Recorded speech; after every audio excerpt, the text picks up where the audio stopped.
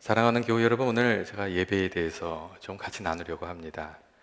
오늘 우리가 읽은 이 시편은 성경의 아주 대표적인 예배자였던 다윗이 지은 시편으로 하나님께 영광을 돌리고 또 하나님께 예배하는 자들에게 주신 은혜가 무엇인지를 말해주는 아주 귀한 시편입니다. 예전에 미국에 이제 직장 일 때문에 오셨다가 목사님이 되신 그런 분이 한 분 계셨어요.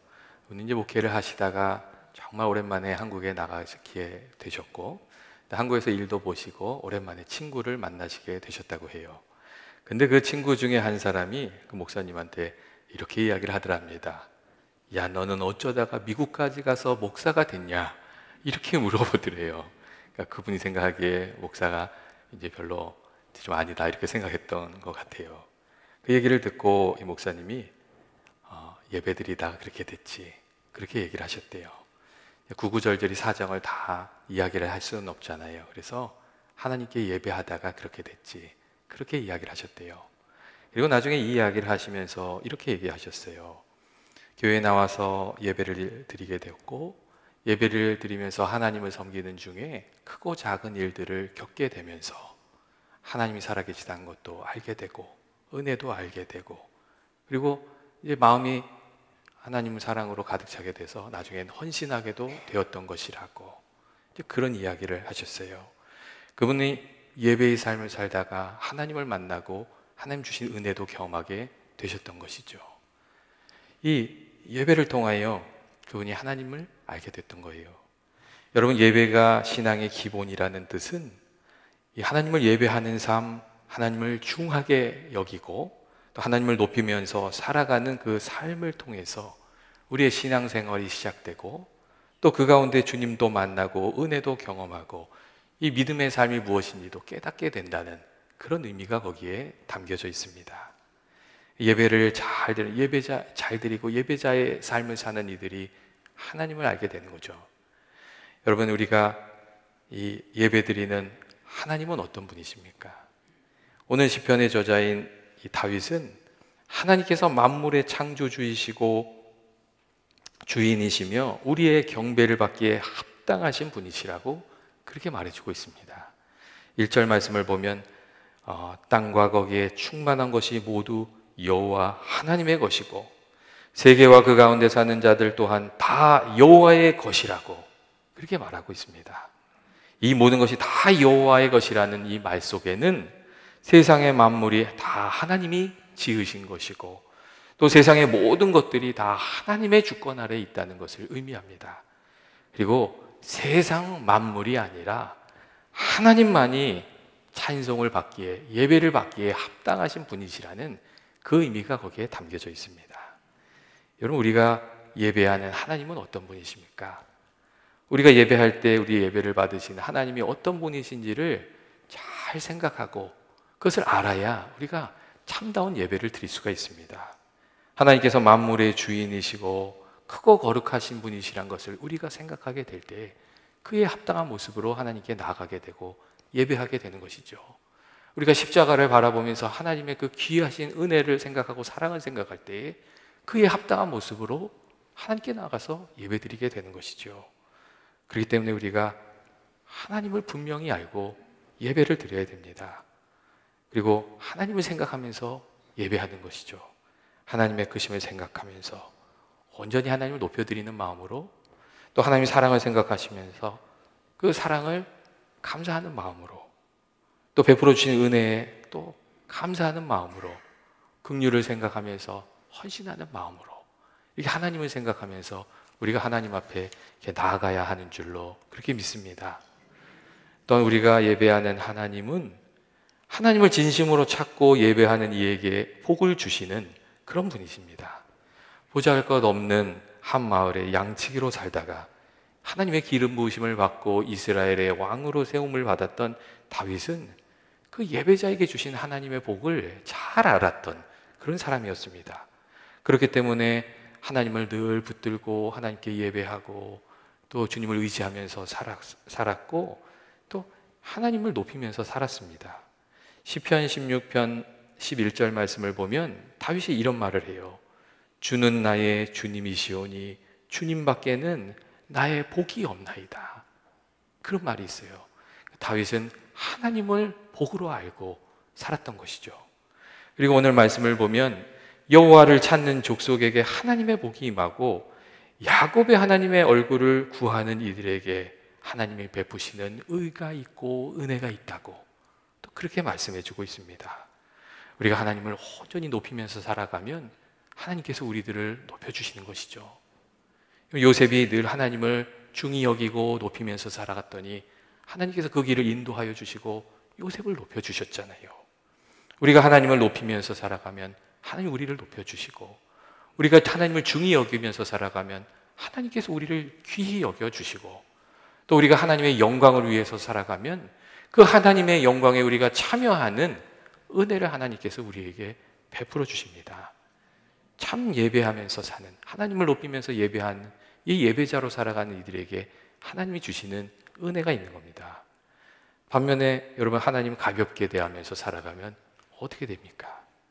하나님으로부터 멀어지게 되고 약속하신 복을 누리지 못하게 되죠. 하나님 무시하면서 어떻게 하나님 주시는 복을 받을 수가 있겠어요? 하나님의 말씀을 가볍게 생각하면서 어떻게 하나님 복을 받을 수 있겠어요? 하나님께 드리는 예배를 가볍게 생각하면서 어떻게 하나님을 만날 수가 있겠어요? 하나님께서 사람에게 경홀히 여김을 받지 않으시는 것이죠. 그렇기 때문에 이 하나님을 높이면서 이 예배자의 마음으로 살아가는 것이 사실 신앙생활의 가장 기본이 되는, 그 토대가 되는 일이 됩니다.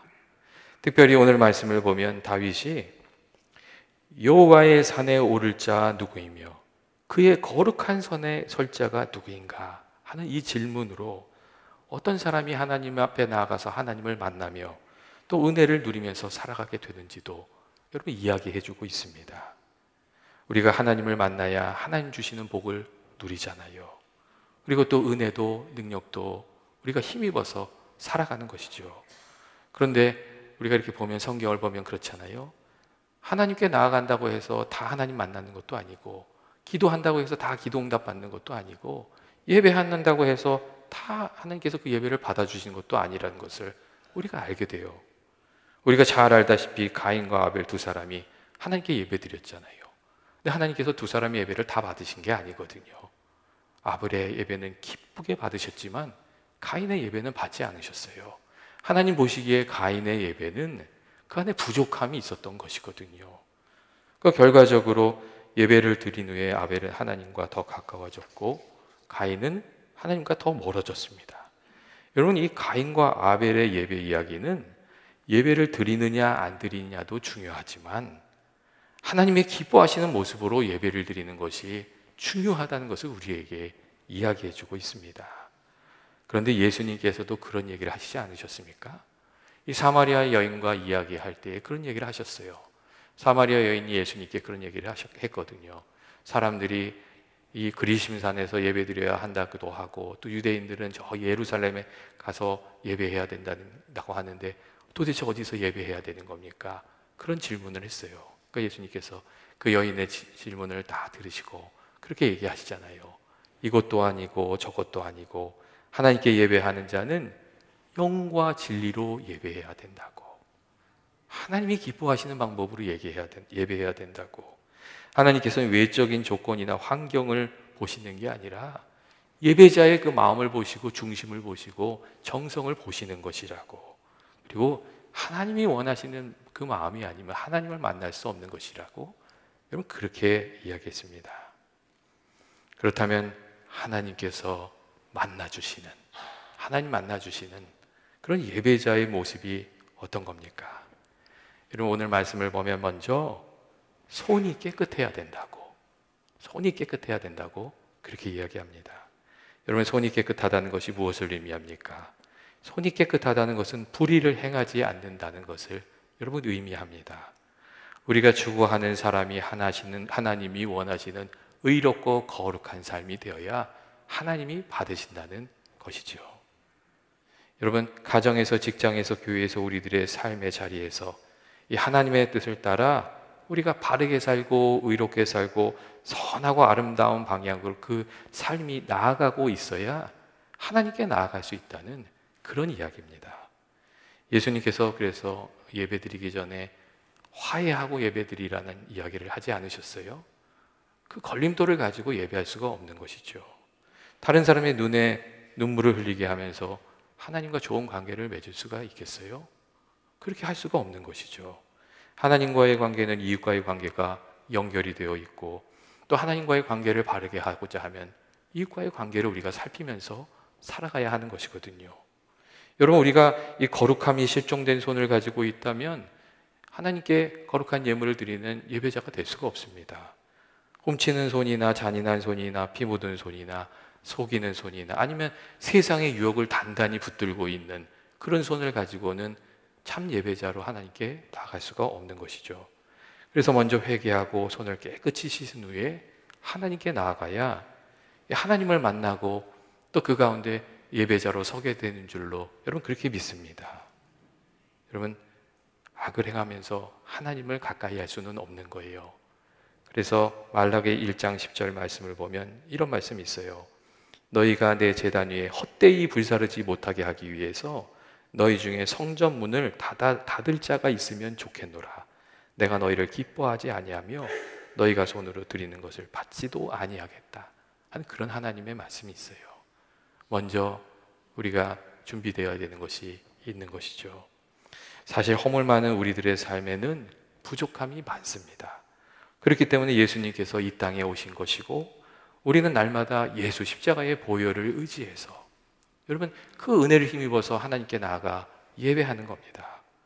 그리고 회개의 눈물을 가지고 보혈의 은혜를 의지하여서 하나님 아버지 앞에 나아가면 하나님이 우리를 깨끗이 용서하여 주시고 다시금 받아주시는 것이죠. 하지만 그렇다고 해서 우리가 하나님 앞에 나갈 때마다 늘 회개의 눈물만 가지고 하나님께 나아가면 여러분 그렇게 되면 안 되지 않습니까? 참된 예배에는 겸손히 하나님께 나아가는 회개의 눈물도 있지만 하나님께서 기뻐하신 뜻을 이렇게 살고 우리가 믿음 가운데 삶을 살고 은혜 가운데 살고 그 은혜를 감사하면서 하나님께 영광 돌리는 그런 부분도 거기에 있기 때문에 그렇습니다. 사실 그 부분이 훨씬 더 중요한 것이죠. 우리가 말씀대로 살기 위해서 애쓰고 수고한 모습을 가지고 하나님께 나오면, 그리고 감사로 하나님께 예배를 드리면 하나님께서 은혜를 더해 주시죠. 사실은 우리가 그런 믿음의 삶을 살아야 됩니다. 우리가 늘 회개하고만 있으면 안 되지 않습니까? 말씀대로 살고 그것으로 하나님께 영광 돌리고, 그리고 그 예배 자리에서 하나님의 더 귀한 은혜를 체험하는 그런 저와 여러분 되시길 주의 이름으로 축원드립니다. 둘째로 오늘 시편에서 다윗은 그 마음이 청결하고 그 뜻을 허탄한 데 두지 않는 사람이 하나님 앞에 설 수 있다고 여러분 그렇게 이야기해주고 있습니다. 여러분, 마음이 청결하다는 것, 이게 무슨 뜻입니까? 이 예배하는 목적이 선하고 아름답다는 이야기입니다. 손이 깨끗하다는 것이 외적인 삶의 거룩함을 말한다면, 이 마음이 청결하다는 뜻은, 그리고 허탄하지 않다는 뜻은 내적인 그 예배하는 그 마음과 동기가 하나님의 마음에 합한 것이 된다는, 그리고 하나님 기뻐하시는 것이 되어야 한다는 그런 뜻입니다. 여러분, 예수님께서 왜 그 바리새인들과 서기관들을 보시면서 막 화를 내고 저주가 있어요, 화 있을 것이라고 그렇게 말씀하셨어요. 그들이 보여준 겉모습은 거룩하게 보였지만 사실 그 속사정은, 그 내면은 그렇지가 못했기 때문이었거든요. 그러니까 예수님께서 사람에게 보이려고 하지 말라고 그렇게 말씀하시면서 기도를 하든지 금식을 하든지 구제를 하든지 하나님이 보시게 하라고, 은밀한 중에 보시는 하나님이 보시게 하라고 예수님이 그렇게 말씀해 주셨습니다. 여러분, 그 예전에 프랑스 왕 루이 14세 때 일어난 일도 있어요. 그 어느 날 그 왕이 귀족들과 함께 크롬웰이라는 주교가 설교하는 교회에 나간 거예요. 근데 거기에 이제 늘 참석하던 교회였는데 그날따라 교회를 갔더니 사람들이 안 나오고 자리가 많이 빈 거예요. 그래서 그 왕이 크롬웰 주교한테 물어봤대요.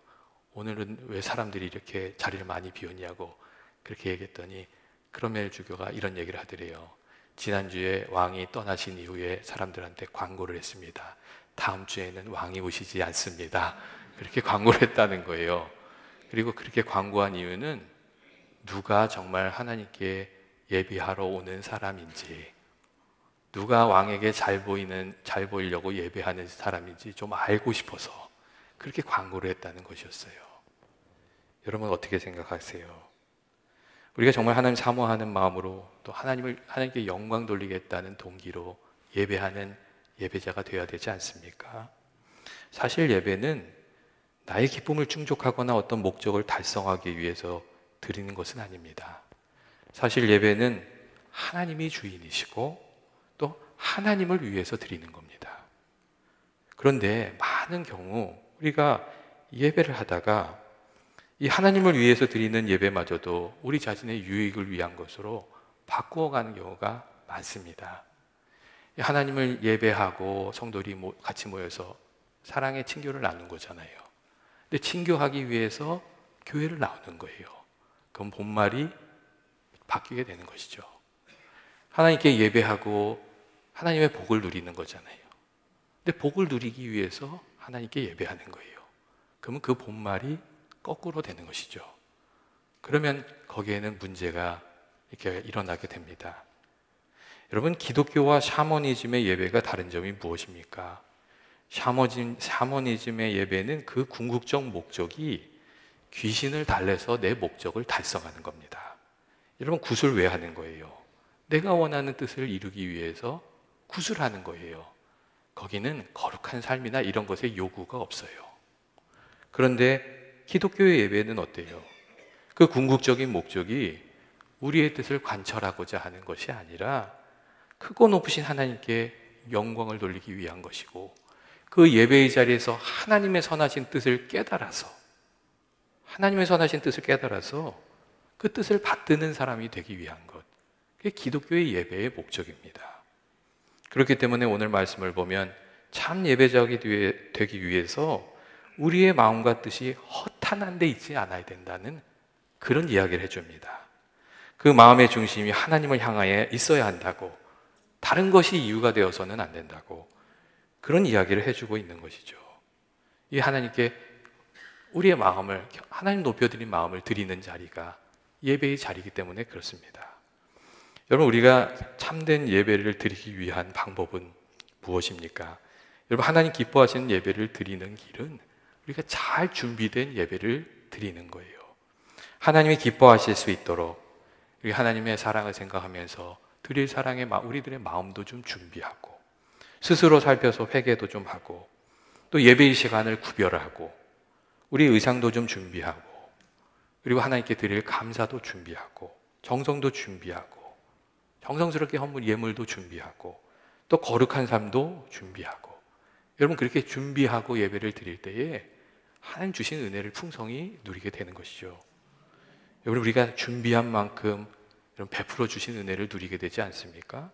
여러분, 같이 예배를 드린다고 해서 여러분 다 같은 은혜를 받는 것은 아닙니다. 사실은 준비한 만큼 각 사람이 다른 은혜를 받게 됩니다. 그렇기 때문에 예배의 자리에 나갈 때는 여러분 뒷짐지고 간망하는 사람이나 방청객이 되어서는 안 됩니다. 예배의 자리에 나갈 때는 적극적인 참여자가 되어서 내 마음도 드리고 찬송도 드리고 또 기도도 드리고, 그 예배를 통해서 나 자신을 하나님께 드리는 그 적극적인 예배의 참여자가, 예배자가 되어야 되는 줄로 그렇게 믿습니다.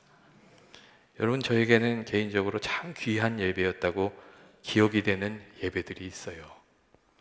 하나님께서 저를 만나 주셨던 그런 예배의 순간들, 그런 순간들도 다 귀하게 생각이 되고, 예전에 제가 이 병상의 자리에 한번 이렇게 저를 불러주신 적이 있어요. 그분이 이제 살 날이 많지 않으신 분이었는데 마지막으로 예배하고 싶다고 그래서 제가 그분을 만나러 갔어요. 그랬더니 그분이 이제 그 고개를 숙여서 지나온 생을 생각하면서 다 회개 기도를 하시는 거예요. 그리고 나서 찬송하시고, 그리고 며칠 있다가 하나님의 부르심을 받으셨어요. 그때 그 병상에서 드렸던 예배가 저는 기억이 많이 나요. 또 한나와 같이 간절한 소망을 가지고 새벽 예배에 나와서 이렇게 눈물을 흘리면서 기도하시던 권사님의 예배도 저는 기억이 나요. 그리고 제가 한성교제에 갔을 때는 매주일 1시간 정도를 예배드리러 걸어오는 사람들이 있었어요. 참 신기하게 예배 시간이 되면요, 멀리서 사람들이 걸어오는 거예요. 그리고 예배를 드려요. 그분들이 드렸던 예배도 제가 생각이 납니다. 그리고 팬데믹 때는 예배당에 오셔서 아무도 없는 곳에서 예배하고 가시던 분들도, 여러분 그분들의 예배도 생각이 나고, 그리고 얼마 전에 그 LPGA 투어가 골프 결승전이 있었잖아요. 근데 그 귀한 티켓을 받았지만 또 예배 때문에 포기하고 오신 분의 예배도 좀 생각이 나요. 제가 그분 이렇게 보면서 그래도 오늘 하나님이 딴 건 모르겠지만 그 마음은 받아주시겠다, 전 그런 생각을 좀 했습니다. 여러분, 우리들의 삶 속에도 주님을 만났던 그 귀한 예배의 순간들이 있지 않습니까?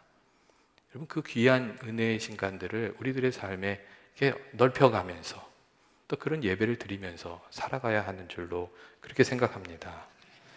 교회 여러분, 우리가 하나님께서 기뻐하시는 예배를 이렇게 드리면서 살아가야 됩니다.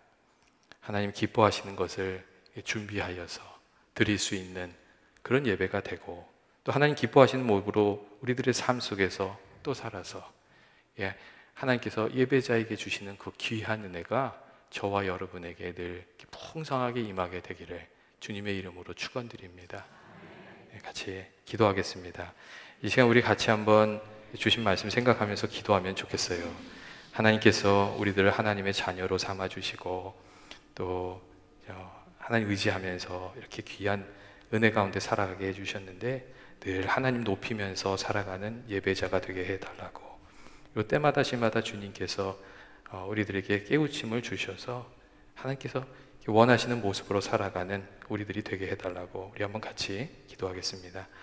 사랑이 많으신 하나님 아버지, 오늘도 저희들 이렇게 주의 전에 불러주시고 아버지 하나님께 예배하게 해주시니 감사합니다. 참으로 부족한 저희들을 아버지께서 긍휼히 여겨주셔서 하나님의 자녀 삼아주시고 예배자로 살아가게 해주시니 감사합니다.